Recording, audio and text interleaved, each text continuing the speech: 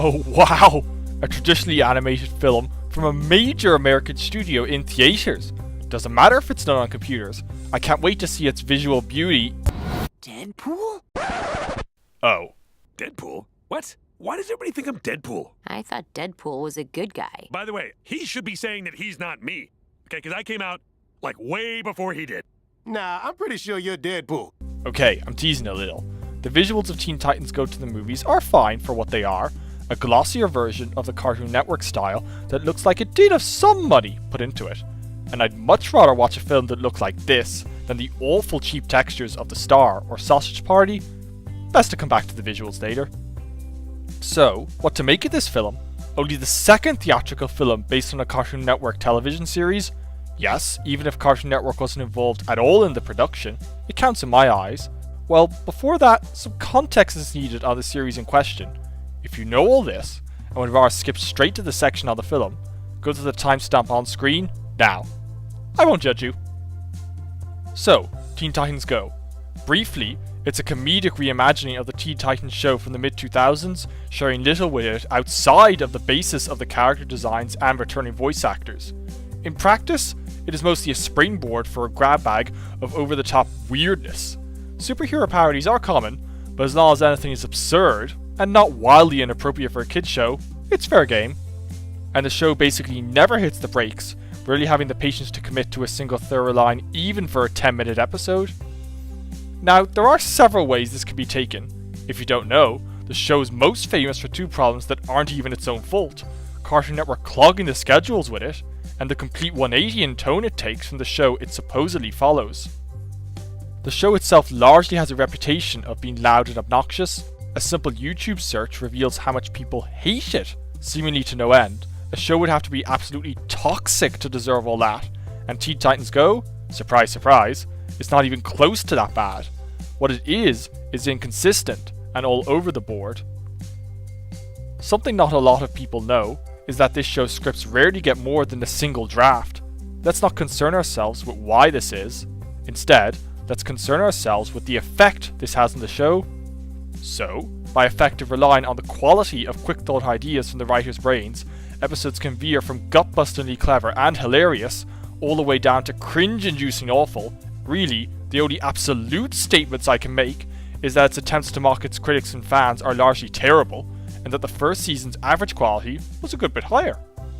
Myself, I find the show can be funny with its brute slapstick. Its failings aren't solely due to laziness, as its work ethic is impressive at times. It pumps out so much and takes shots at anything. Just look at the barrage of DC references, some of them really obscure, and, for the most part, it knows what it wants to be and does what it can to be that. That's a lot more than could be said for the Powerpuff Girls reboot, a lazy, brain-dead show that can't decide whether it wants to continue off of the original or not, rarely ever seems to try, and feels 100% phoned in. Seriously, the Teen Titans Go episode that crossed over with it, that understood the original Powerpuff Girls better than the reboot itself. That's proof enough that this show is not completely phoned in. All the same, it comes back to that inconsistent varying of quality. I'll be honest, that was enough to eventually put me off. Most of what I've seen comes from the first 2 seasons. So, knowing all that, we are now properly equipped to tackle this film. Bear in mind that the show's scripts rarely have more than a single draft. By its very nature, a theatrical film gets around this issue. So, even before the trailers dropped, I had a feeling the film would soar over the show's lowest valleys.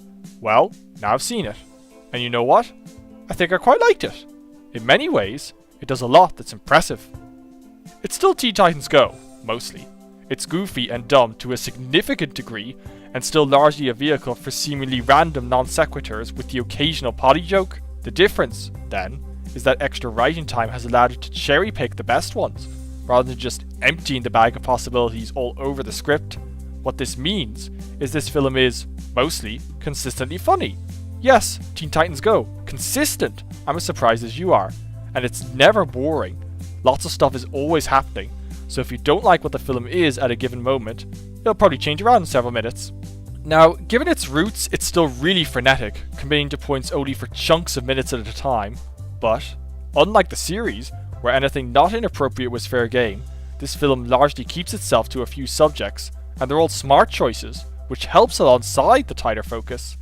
Those choices being parodies of pop culture, the animation medium, or superhero fiction. It's that last point that is the main takeaway. Teen Titans Go to the Movies takes full advantage of the superhero climate we live in, adoring and ridiculing how superheroes are overblown and kind of ridiculous. It does this both for the superheroes within their own worlds and their culture within ours. This fits really well, given the main thrust of the plot involves the Teen Titans aspiring to get their own movie, like every other superhero around. The end result is a film that works well both for a superhero diehard, and even more so a DC fan, as well as those who've never touched a comic book. Has there been a movie about you? There was a Green Lantern movie, but we don't talk about that. If this all sounds familiar, it's because this is all largely similar to what the Lego Batman movie did, but it actually does this better. I honestly thought there wouldn't be room for another animated film taking superhero jabs like that, but this one works for it, and surpasses Lego Batman in that regard, if not as a whole. Acknowledging that there is more to the film than that can be tough, but there is. In point, the musical numbers, jumping around genres with the same relentless pace, work quite well. Even the knowingly dumb raps had me smiling. One or two even had the basic decency to be earworms.